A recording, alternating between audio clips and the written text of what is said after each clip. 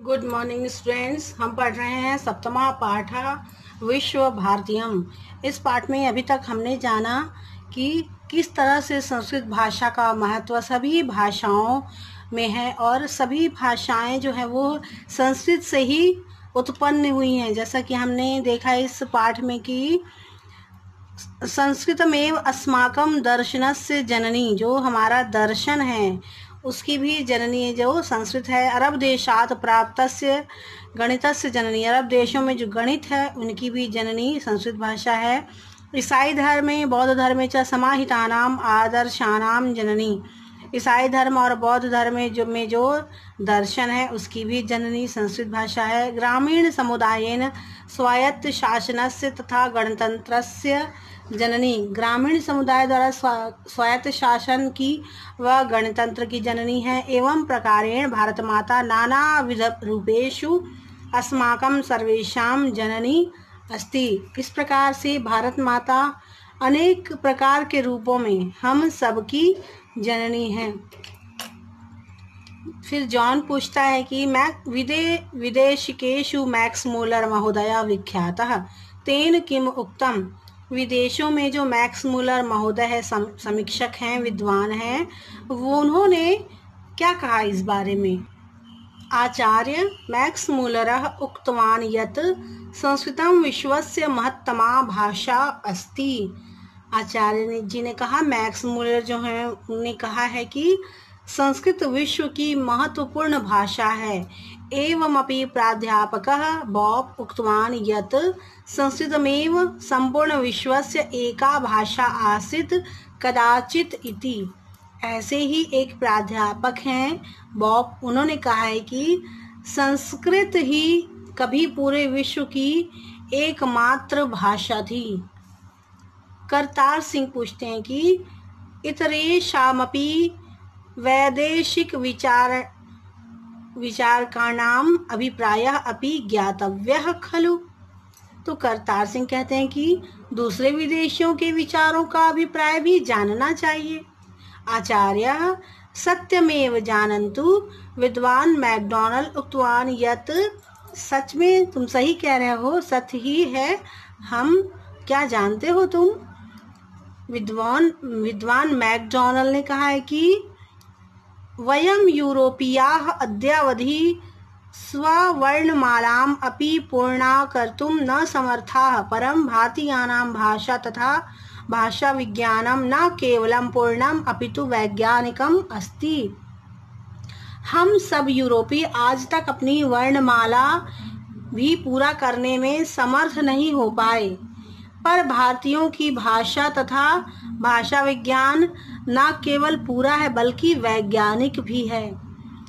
अन्यच्च William Jones महोदय उक्तवान् यत्, और एक अन्य विद्वान है विलियम जोन्स महोदय, उन्होंने कहा है कि संस्कृतस्य रचना आश्चर्यकारिणी अस्ति, जो संस्कृत की रचना ही आश्चर्यचकित करने वाली है। इयं ग्रीक भाषायाः अपेक्षया अधिक पूर्णा, लैटिन भाषा अपेक्षा अधिक समृद्धा तथा च उभयोः तुलयानाम् अति परिष्कृता वर्तते, यह ग्रीक भाषा की अपेक्षा अधिक पूर्ण है, लैटिन भाषा की अपेक्षा अधिक समृद्ध है और दोनों की तुलना में अधिक परिष्कृत है। मनीष कहते हैं केनापि अन्येन पाश्चात्य विदुषाम् अपि संस्कृत विषये किमपि उक्तवान्, कहता है कि और किन पाश्चात्य विद्वानों ने भी संस्कृत के विषय में कुछ कहा है। आचार्य जी से पूछता है कि क्या और संस्कृत के विद्वानों ने भी और पाश्चात्य विद्वानों ने भी संस्कृत की भाषा के बारे में कुछ कहा है क्या। तो आचार्य कहते हैं आम वेबर महोदयेन कथितम यत्, हाँ, वेबर महोदय ने कहा है कि संप्रति संपूर्णे विश्वे पाणिनिरेव वैयाकरणेषु पूर्णः सर्वमान्यश्चास्ति, अब पूरे संसार में पाणिनि ही वैयाकरणों में पूर्ण और सर्वमान्य है। दर्शने व्याकरणे च प्रामाणिकतायां पूर्वतारायश्च भारतीयाः उच्चम स्थले प्रतिष्ठिताः, और दर्शन में और व्याकरण में प्रामाणिकता और उर्वरता में भारतीयता सबसे ऊंचे स्थान पर स्थित है। तथा च एच विल्सन महोदयेन कथितम यत्, और एच विल्सन महोदय ने कहा है कि